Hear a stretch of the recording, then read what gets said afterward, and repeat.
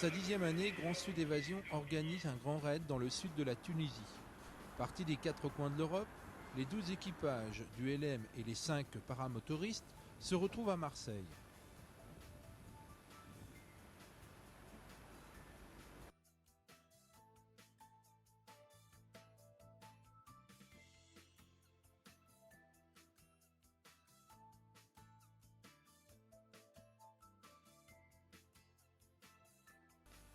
Premier briefing sur le bateau avec Gilles Finet, responsable à Grand Sud Évasion.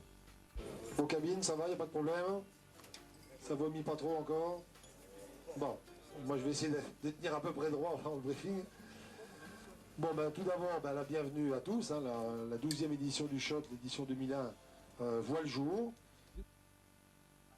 Pour ceux qui ne connaissent pas, c'est totalement déconseillé de faire des posées sauvages parce que vu du dessus, c'est toujours parfaitement plat, parfaitement lisse. Puis à mesure qu'on descend, ça devient des buttes d'herbe à chameau et un truc complètement catastrophique.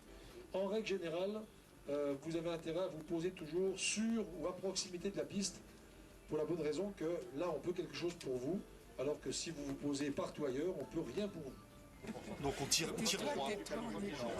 Regardez, fais gaffe parce que là ils discutent technique. T'as une zone militaire là. Justement, faut passer dessus, ça c'est bien. Personne nous y attend. Surtout en ce moment, ils sont tranquilles, ils ont cool. Au niveau météo qui est très grand, très dégagé, qui est toujours la connaît en temps. Le 3 là, ici, là. J'ai un micro, donc ici j'ai un micro, mais je peux. Une météo austère et une mer très mauvaise pour les 22 heures de traversée entre Marseille et Tunis à bord du Carthage. Après 4 heures de route pour Sfax, les équipages arrivent au terme d'un premier voyage pour en entamer un second vers la ville de départ.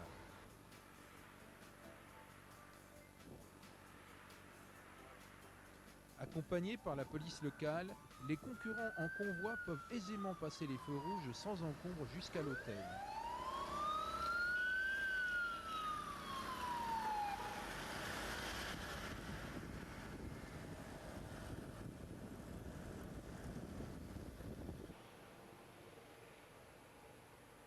Le lendemain matin, toujours en convoi, en route, en direction de l'aéroport, afin de monter les machines.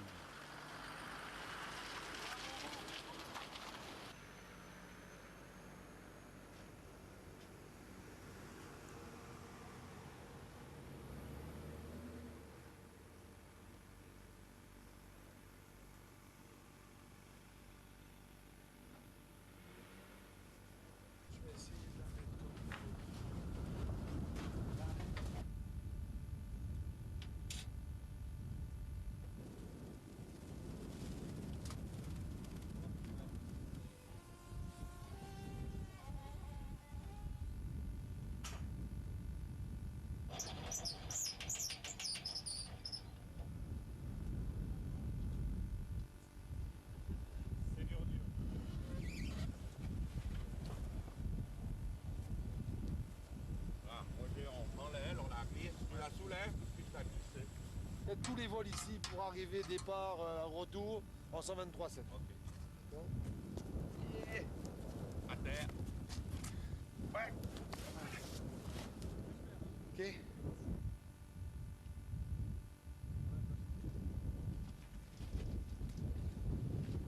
Donc c'est une pale libre qui est alimentée par le vent relatif, par le déplacement et un moteur propulsif. Donc il crée sa voilure tournante en roulant, donc il y a donc un disque portant, et sitôt qu'il a sa portance, il lui faut 250 tours minute, il peut décoller. C'est un engin fabuleux. Super, génial, trop de vent. Il faut remonter le rotor dans de bonnes conditions, c'est lourd, mais on a du personnel dévoué et du matériel adapté. Roger, il faudrait pour que tu descendes, il y a là. Ok.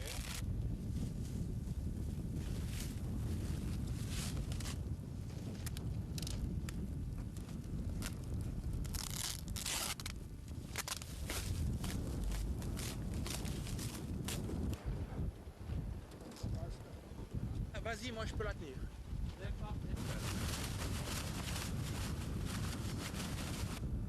Ouais. là. Ok, on est bon. J'ai les pieds qui touchent plus seul. Tout doucement. Pas trop. Attends Guy, c'est trop rapide là. Oui. J'ai pas encore pris le... Attends. Ça se passe très très bien.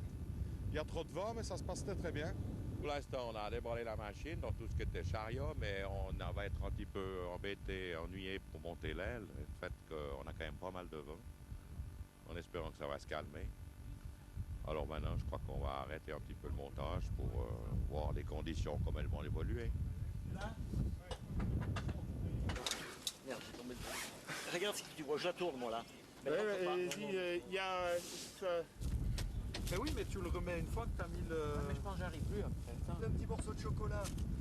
T'as bien mérité d'un petit morceau de chocolat, hein? Chocolat suisse ou bien? Et du non, ouais, pas tout à fait suisse, mais bon. Jean-Pierre, ça se passe bien jusqu'à maintenant, tout va bien. Un peu de vent peut-être pour le pilote surtout. L'appareil, aucun problème, non, il est dans un état impeccable, comme le vent, impeccable. Tout va bien. Je sais pas si on va monter aujourd'hui les voiles là. Ça souffle peut-être un peu. Hein. On va voir. Et encore à la bourre comme d'habitude. Au top. Petit vent pour nous réveiller.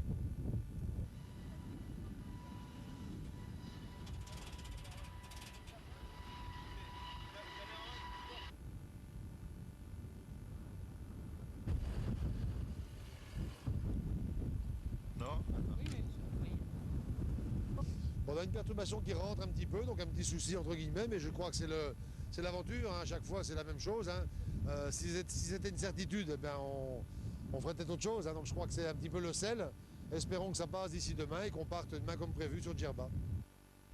Sage précaution que de mettre les machines à l'abri d'un vent toujours aussi violent quand on sait qu'il a fallu près de 4 heures à certains pour monter leur engin.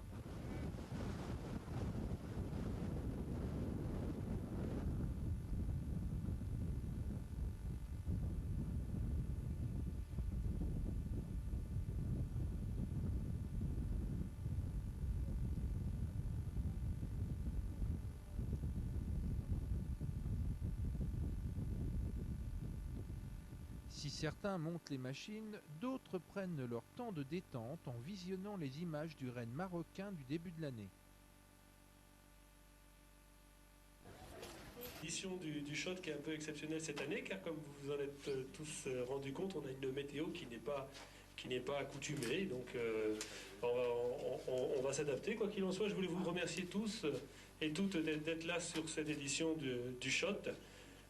Qui était censé inaugurer un nouveau parcours de partance de Sfax sur Djerba, hein, qui vraisemblablement va être squeezé. On est courageux, on se lève tôt demain matin, on recharge toutes les machines sur les remorques et on va à 12. Si on ne faisait pas ça, ça veut dire que demain on ne vole pas, il y a toujours le même vent, il y a toujours les mêmes perturbations qui passent. Après-demain, éventuellement on fait un petit vol d'essai en local et on se retrouve donc décalé complètement, et donc le programme n'existe plus. D'accord? Ok. Tu passes devant une caserne, une grande caserne militaire, et après tu retournes de nouveau à gauche pour reprendre l'embranchement suivant. Hein, tu passes un village, tu vas voir, c'est marqué. Hein. Oui, non, mais... Et je crois que c'est fléché partout et là-bas. Hein. Alors, Sfax, ça dit Marès, hein? Marès, Skira. Skira, attention, Oudref, voilà. Oudref à droite, à gauche une caserne, on redescend. On reprend ici à Jaune, El Hama. El Hama, ensuite, on file sur Kébili. Et Kébili 12, c'est bon. Bon, ben on va essayer de ne pas se perdre. Hein. Si je me perds, tu perdras ta caisse à outils, François, je suis désolé. Hein.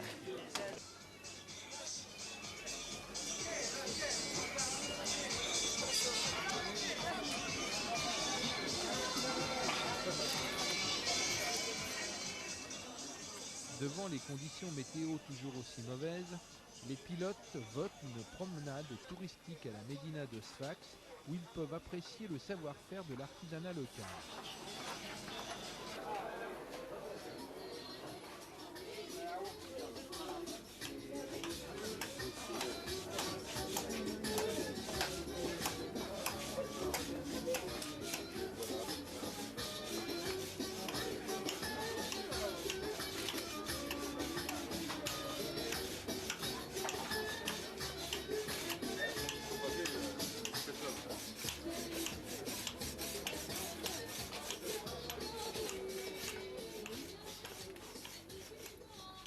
lendemain, au vu des conditions météo désastreuses, les organisateurs décident d'annuler la liaison Sfax-Djerba. Après le démontage des machines, tout le monde part pour 12.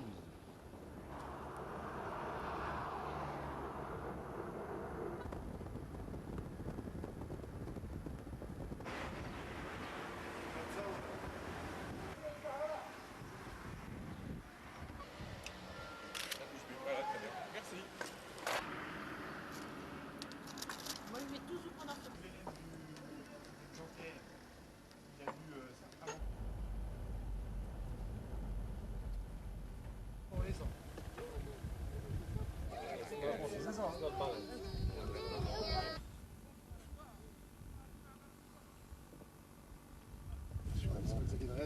L'autre jour, je l'ai trouvé pété, c'est le mec qui doit me... Ah ouais, Je sais que c'est un truc à la con, mais ça c'était dedans. Donc ça l'arrête comme ça. Donc ça c'est certi.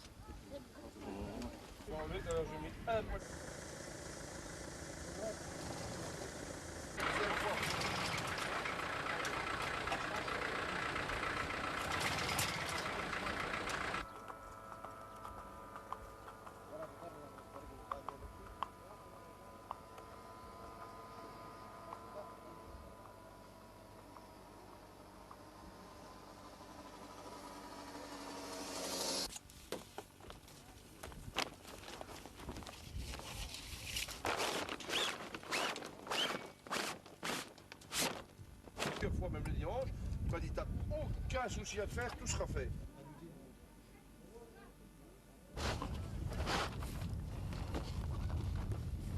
Ça marche? Ça marche, oui. Bien.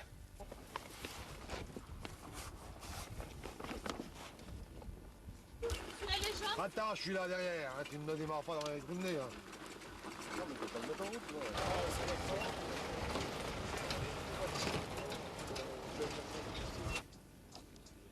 Les véhicules viennent directement par.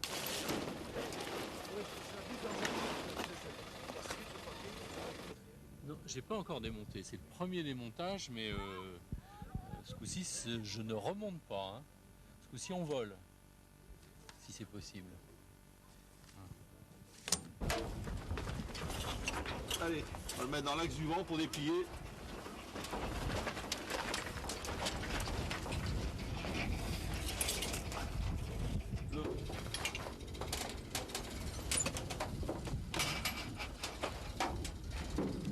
Enfin, les moteurs rugissent et les premiers essais ont lieu.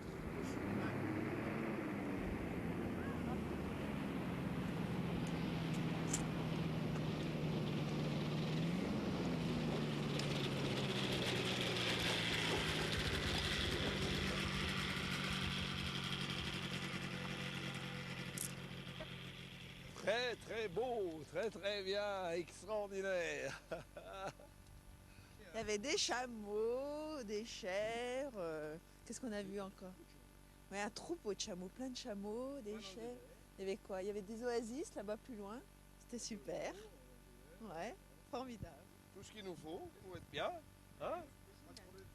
Aucun problème technique, nous voilà de retour, impeccable. Tout le monde peut y aller, j'ai testé pour eux, ils peuvent y aller, c'est très bien.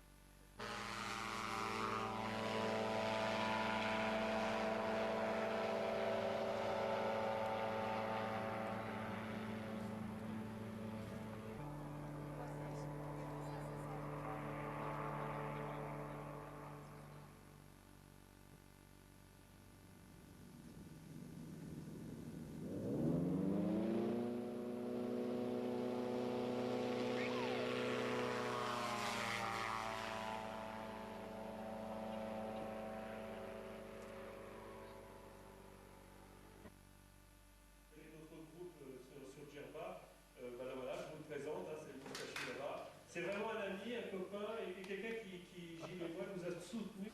Merci Zélie. Donc tout de suite, je vais vous redonner un petit peu le personnel et les postes clés pour que vous connaissiez bien à qui vous avez affaire et qui doit vous soutenir en cas de problème. Je tiens sans problème. Elle n'est pas déjà rentrée, c'est pas vrai.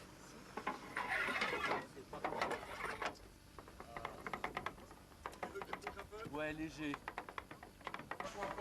Tout droit, c'est bon. Non, mais ça enlève la main. Non, non. Mais allez, Allez,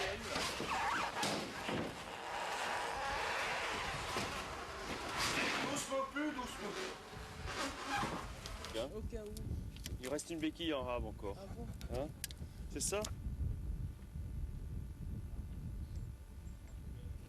Point 44, on est là à 12. D'accord. Et on fait donc ça. Voilà. Si tu me fais une directe 31, c'est vrai que c'est aligné. Mais tout ce temps-là, t'es pas en sécurité. Alors, c'est vrai que si tu voles très haut, il n'y a pas long. C'est 1 km, 5 km. Ça fait 5, 10, 15, 20. T'avais un borne. D'accord? Olivier Simons, responsable des paramotoristes, après les essais difficiles, conclut qu'il n'est pas possible de voler en toute sécurité pour cette famille d'engins. Là, on est en fait sous le vent des dunes qui sont là, ce qui veut dire qu'on est relativement abrité. Par contre, dès qu'on monte en altitude, le vent forcit et donc la vitesse de la voile n'est pas suffisamment importante pour pouvoir pénétrer. Donc voilà, aujourd'hui, pour faire voler des élèves ou en tout cas des pilotes débutants, c'est trop fort.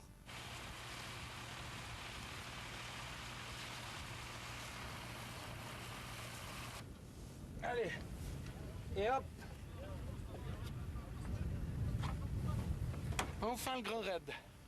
On est parti.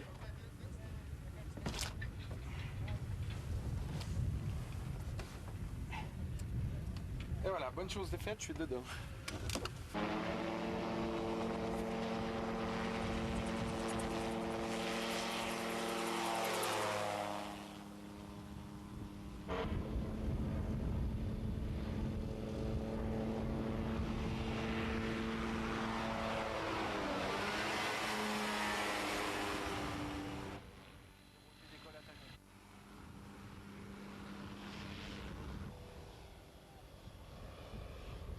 Enfin, le départ qui conduira tout le monde jusqu'à Zarguilam, où après les palmeraies de 12, une tempête de sable mettra les équipages en difficile posture, entraînant de délicats atterrissages et n'épargnant pas les mécaniques.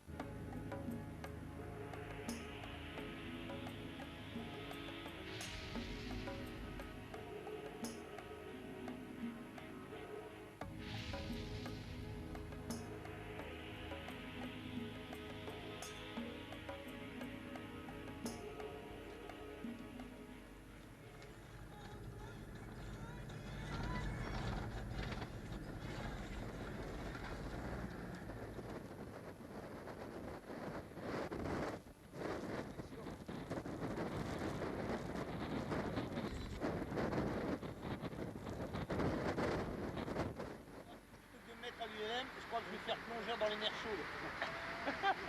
Frotte-moi un peu le dos, ma bibiche. Aujourd'hui, donc c'était un peu vraiment désolant ce temps. Donc je ne fais que prier Dieu pour espérer que demain nous ayons un temps meilleur. Alors là, vous notez. J'ai plusieurs choses à vous noter.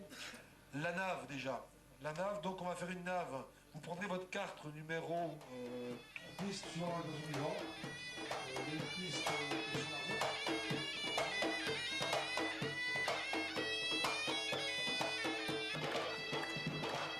Malgré la fête, après le briefing, les organisateurs se posent beaucoup de questions sur la course du lendemain. Le vent est toujours là et le doute s'installe. Au lever du soleil, c'est le branle-bas combat afin de profiter d'une accalmie pour désensabler et repartir de nouveau vers 12. En suivant la piste du pipeline, un PPO chez Tarzan permettra à certains de ravitailler leur machine. Ce truc du baroudeur, c'est mélange détonnant. Voilà.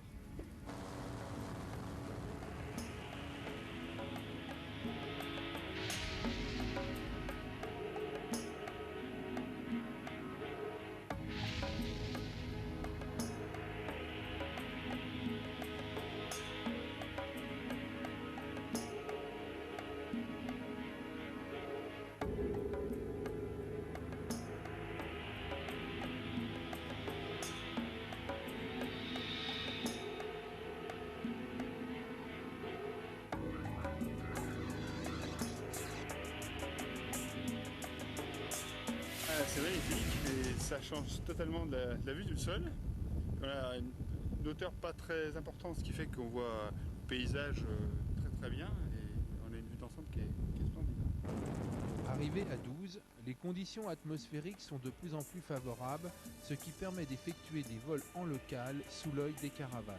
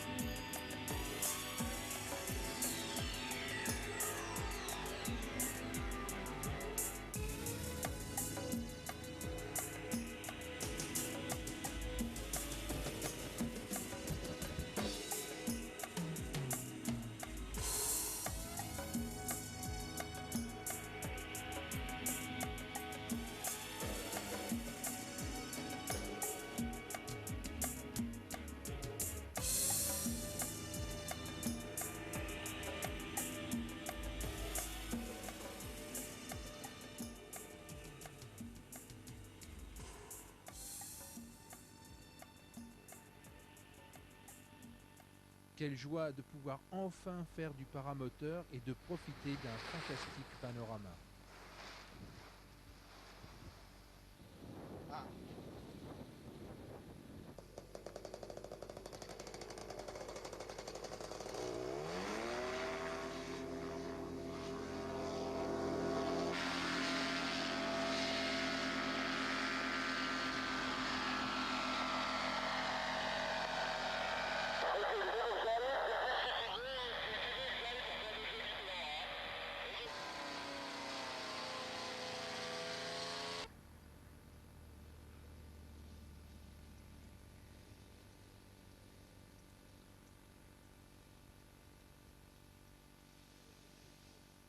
Les nouvelles rythmes n'auront plus vraiment de fonction de fermeture ou d'ouverture.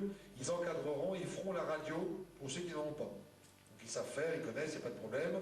La fréquence de la tour, c'est marqué sur mon roadbook, c'est 118.2. Donc là, avant de partir, au niveau du 59, quand tu l'as dans ton ouest, à gauche, tu peux couper. Et puis si tu es assez haut, tu peux même couper largement. On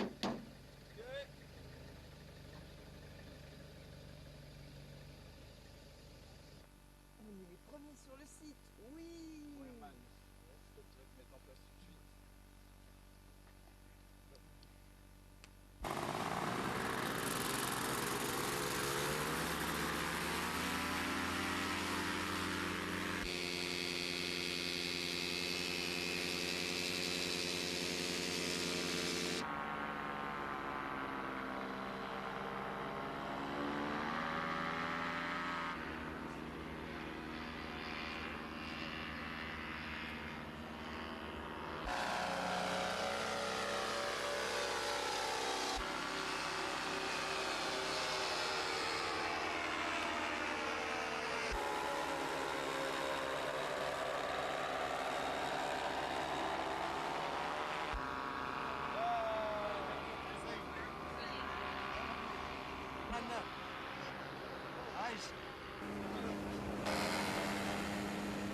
Le raid a atteint son rythme de croisière au shot. Tous les ULM partent en direction de la frontière algérienne.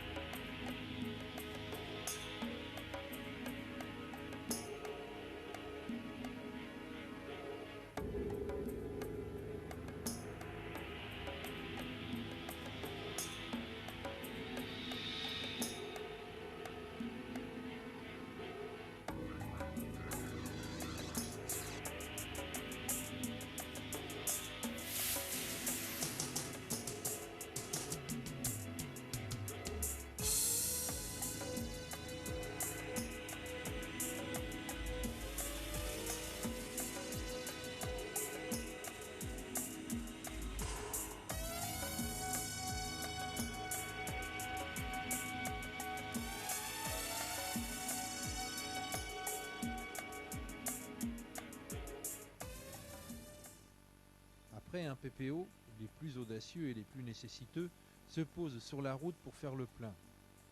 Derrière, sur 50 km, les équipages longent la frontière algérienne. Je me rappelle, je te donnerai le reste. Hein. Ouais, merci. Tasse bien avant quand même. Hein? Tasse bien avant.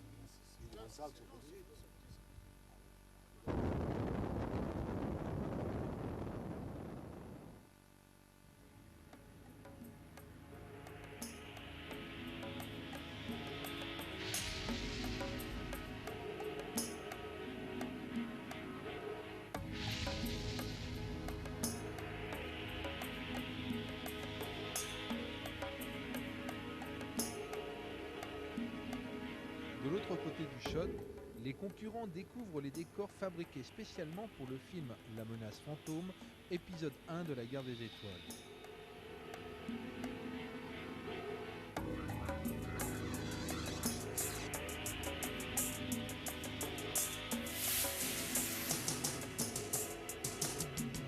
C'est la décontraction, mais toujours dans la sécurité pour les pilotes qui achèvent la journée à Tozeur.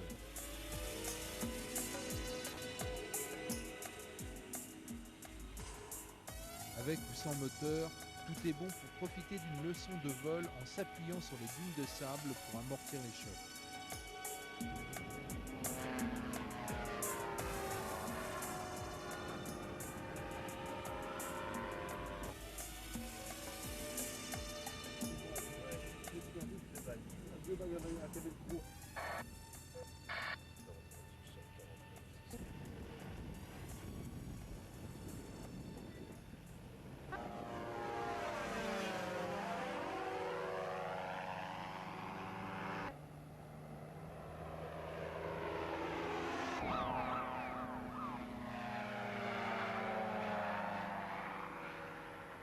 Allez, galette! La galette.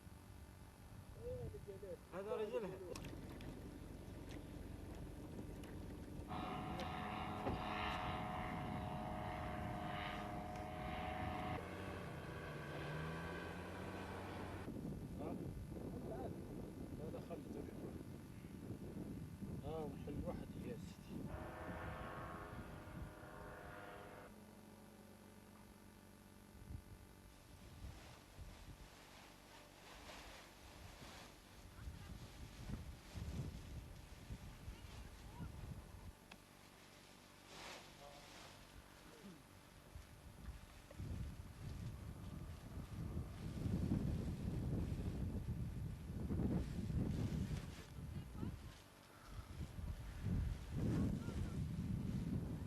Si je me déplace à gauche ou si je me déplace à droite, eh ben, c'est comme quand tu fais tenir un balai en équilibre sur ton doigt, la voile va simplement se déplacer aussi. Quoi. Ok?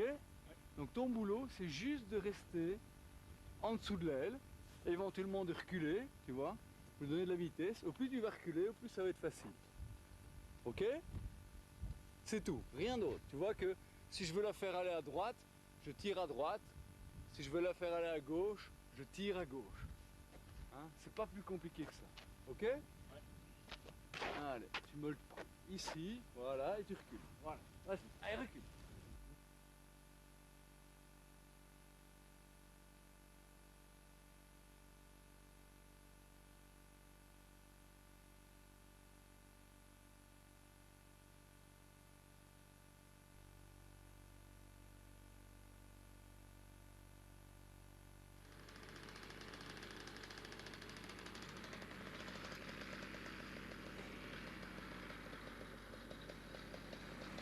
C'est la 10e édition. C'est la plus méritée, hein, je crois, hein, dans cette période troublée. Tout s'est bien passé. Je pense que le bilan est complètement positif. On a eu beaucoup de soucis à cause des événements mondiaux, mais on a fait face et les gens nous ont fait confiance. Donc je crois que c'est le principal. Cette édition a été marquée par une météo un petit peu défavorable au début, avec des vents de sable. Ça a été la vraie aventure. Jusqu'à Xarguilan, on a douté de la réussite de ce shot, mais je crois que maintenant, avec la météo qu'on a pour la fin de cette édition houleuse au départ, météo parfaite avec un ciel bleu, du soleil et puis des très beaux vols. Le dernier vol de Tozeur s'est parfaitement passé et je pense que cette édition est une réussite. Nous sommes prêts à programmer la prochaine, bien entendu, hein, avec bien sûr plus de machines, plus de monde, et puis toujours des clients de tout horizon et tous les pays européens. On n'a pas besoin d'être un pilote expérimenté. On a eu des pilotes qui avaient 20 heures de vol. Et pourquoi on arrive à pouvoir faire venir chez nous des jeunes pilotes? C'est parce qu'on a une très grosse organisation au sol, avec des commissaires de piste, un directeur de vol, des gens au départ, des gens à la fin, une équipe médicale. On a tout misé sur la sécurité. Et c'est peut-être pour ça qu'on dure et qu'on est leader dans ce domaine aujourd'hui au monde, hein, n'ayons pas peur de le dire, hein, puisque c'est vrai. Aujourd'hui, nous avons été les premiers, hein, donc c'est vrai que quand en 87 même on a envoyé une trentaine de machines faire l'Algérie, on était vraiment les premiers au monde. On s'est attaqué après à l'Égypte, on a fait la Tunisie, mais alors ça fait 15 fois qu'on fait la Tunisie. On fait le Maroc chaque année au mois de mars. Et puis on a des petits projets comme ça qui de temps en temps nous titillent et nous fait partir vers des destinations comme les États-Unis, Mexique, on a fait il y a 5 ans, ou comme là en ce moment nous travaillons sur un projet en Australie, un projet à Madagascar, des projets en fait, nous sommes des rêveurs et comme tout pilote et tout passionné, eh ben, on rêve aussi et puis après on se bat et puis on a eu jusqu'à présent la chance que nos rêves deviennent réalité. On est tous contents, on remercie l'organisation. Tout le monde, ça s'est bien passé, un peu de mauvais taux, mais ça vaut la peine et je conseille à tout le monde de le faire. Voilà. Tout se passe bien, on a bien rigolé, l'ambiance était très bonne. Ouais, j'ai un pilote qui était un peu embêtant, mais bon, on arrive à le supporter quand même. C'était l'association C'est l'association franco-suisse et en plus, on avait la plupart du temps dans la voiture un Belge. Alors, t'imagines un peu, Belge, Suisse et Français. Voilà. Et le problème, c'est que j'étais en minorité. Ça a été très dur. Non, c'était un raid super. Bon, météo difficile au départ, mais on a résisté. C'était très bien. Faut pas le dire surtout, mais ouais. Ils sont un peu difficiles les Suisses. L'anecdote, c'est que nous, on est très lents. Donc la Suisse est reconnue pour il n'y a pas le feu au lac. Eh bien, j'ai posé chaque fois trop vite. Alors il y a un truc que je comprends pas, c'est que je suis là, mais je pose trop vite. Là, il faudra qu'on m'explique. Là, il faudra que je refasse quelque chose. Ah bah génial. Bon, je vais dire comme tout le monde, sauf les 2 jours où on a galéré à cause du temps, mais sinon le reste c'était super. Et puis surtout ces 2 derniers jours avec un temps magnifique et une visie. Moi, j'ai jamais vu le désert, donc c'est la première fois et vraiment ça vaut la peine d'être vu avec une excellente visibilité. En un mot, I survived. En 2 mots, the machine too. En réalité, c'était quand même un sacré truc. Vent difficile à Xarguilan, atterrissage très dur. Pour le reste, c'est fabuleux, des paysages extraordinaires. Et chapeau pour le gars qui a réussi à nous faire poser au milieu des Boeing à 2 heures. Ça, c'est extraordinaire, invraisemblable. Voilà. Oh, mais c'est super. Hein. On a pris 2000 mètres au-dessus du shot en cas de panne. Tout s'est bien passé puisqu'on n'est pas tombé en panne. C'est froid, hein? Ouais, oh, ça va, non, j'ai pas eu froid. À un moment donné, j'avais un peu. Hey, j'ai pas eu froid, vu comme on est habillé. Les boots. Le shot était magnifique. On a fait une traversée exceptionnelle. Malheureusement, c'est terminé. Le Giro a attiré beaucoup de monde. Il y a encore des demandes, je sais pas, je pourrais pas tout satisfaire. Mais ma passagère a d'ailleurs été patiente, elle a attendu. Je pense que beaucoup de personnes ont été surpris par le vol agréable dans un autogire. Hein. C'est vrai que c'est assez, comment dire, exceptionnel quoi, de monter dans ce genre d'appareil. Et c'est surtout les évolutions qui ont plu à beaucoup de personnes. J'apprécie pour mon premier raid la tempête de sable. Bien, très calme. Très calme. Et puis la traversée du shot extraordinaire. Avec des lumières sympas. J'ai dormi parce que j'ai attrapé une petite touriste. Fantastique, hein, merveilleux, on va revenir très vite. Hein. Extraordinaire. On en prend plein la vue et plein les yeux. Pour la première, je pense que c'est une réussite, pas à part les tempêtes de sable, mais c'est un petit aperçu de la vie du désert. Et puis j'espère revenir ou faire un autre raid. Le top.